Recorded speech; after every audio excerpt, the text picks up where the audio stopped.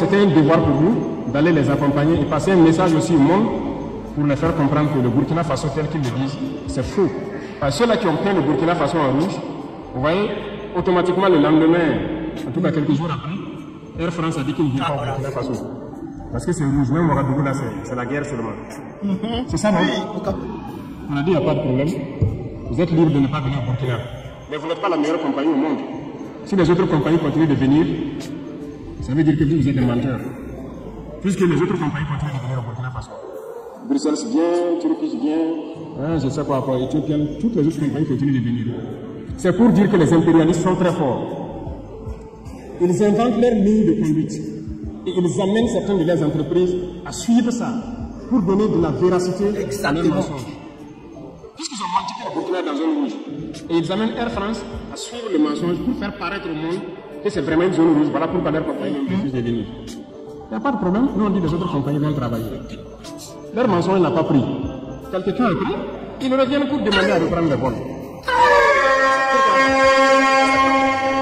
Si c'est devenu vert, il faut réécrire que c'est devenu vert. Et vous allez reprendre.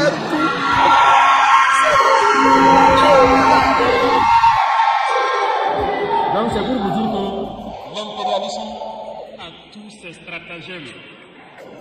Voilà. Et si vous écoutez les radios en son temps, ça piaille partout. Ouais, le pays est tellement ensanglanté que Air France a tout arrêté. Quelques semaines après, Air France sort ses chiffres. Leur chiffre d'affaires a augmenté parce qu'ils ne viennent plus dans l'AIS. En tout cas, c'est bien. Et puis vous venez négocier, supplier pour qu'on réouvre encore pour vous. Il faut repeindre le pays en vert. Et puis on va commencer à collaborer. Quand on appelle d'Afrique, c'est tout, mais c'est pas tout. C'est tout, mais c'est pas tout. Vous avez fait Vous avez fait beau pour faire peur aux gens. À ce moment-là, je me rappelle, on dit l'ambassade des États-Unis informe ses ressortissants d'éviter les lieux publics de Ouagadougou. Nous, on est assis à Paris là-bas. Qu'est-ce que les gens vont faire encore à Ouagadougou? Qu'est-ce que les gens font à Ibi encore? Dieu. Ja, tout est stable, tout est tranquille. Hein? Maintenant, pour donner du crédit à leurs mensonges, leur propagande erronée, alors ils font, ils interdisent, ils arrêtent les vols de Air France vers Ouagadougou pour dire que, pour montrer aux yeux du monde que oui, Ouagadougou est une zone rouge actuellement. Même pas un mois, 2 mois après, ils disent qu'ils veulent revenir dans l'AES parce qu'ils ont compris que leur chiffre d'affaires est en train de descendre. Ils disent que leur chiffre d'affaires a grossi, mais en réalité, même si tu vas dire ça à mon bébé qui a 6 ans aujourd'hui, tu lui dis, ah, Air France partait là-bas, dans 3 pays, Burkina, Mali, Niger. Air France a arrêté d'aller là-bas. Et Air France va ailleurs maintenant. Est-ce que le chiffre d'affaires de Air France va augmenter ou ça va diminuer? Mon maman m'a dit, mais si Air France est privé de l'espace AES, c'est que son chiffre d'affaires va diminuer. Et c'est parce que leur chiffre d'affaires va diminuer qu'en réalité, ils sont venus demander pardon encore pour reprendre. Donc, les leaders de l'AES ont dit, hey, vous avez peint en rouge, allez-y repeindre en vert. Tant que ce n'est pas repeint en vert, à tes pipi, il n'y a pas moyen de reprendre ici. Quelqu'un ici, là. Donc, ils sont en train de se promener à travers le monde. Ils cherchent peinture, ils cherchent pinceau, ils cherchent je ne sais quoi d'autre, hein, colorant, pour venir repeindre en vert. En tout cas, on se regarde. Mais moi, en tout cas, j'étais à Paris, je suis arrivé en France. Donc, les gens voyagent. Les gens viennent. J'étais à Paris, je suis arrivé à Ouagadougou. Donc, les gens voyagent. Les gens viennent. Donc, on n'a pas besoin. Vous n'êtes pas indispensable. Vous n'êtes même pas nécessaire. En France, vous n'êtes même pas nécessaire. Vous n'êtes pas indispensable, vous n'êtes pas nécessaire. Vous savez, l'impérialisme, souvent, l'impérialisme se croit malin. L'impérialisme se croit trop malin. Mais un malin demi. Un malin demi. Il voulait faire peur à tous les investisseurs. Tous les investisseurs étrangers pour venir investir en Ouagadougou. Ça, eux, ils voulaient faire peur. Mais grâce à Dieu, les Chinois arrivent, les Russes arrivent, les Turcs arrivent, les opérateurs locaux travaillent. Tout le monde travaille. Ouagadougou est tranquille. Moi-même, aujourd'hui, je suis sorti. Je suis parti au centre commercial. Ah, j'ai connu ici. Parti sans canal. Et t'as acheté chargeur. Un chargeur qui est où? c'est monsieur Koné, c'est monsieur. Il dit, ah, Yoromani.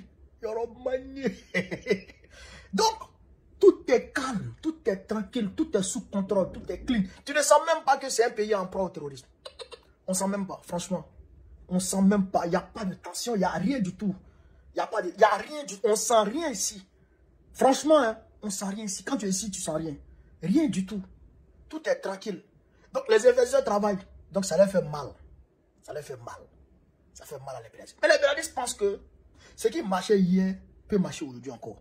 Non, vos manipulations, là, ça ne peut plus marcher aujourd'hui, puisque nous, on est là. On est là pour dire la vérité.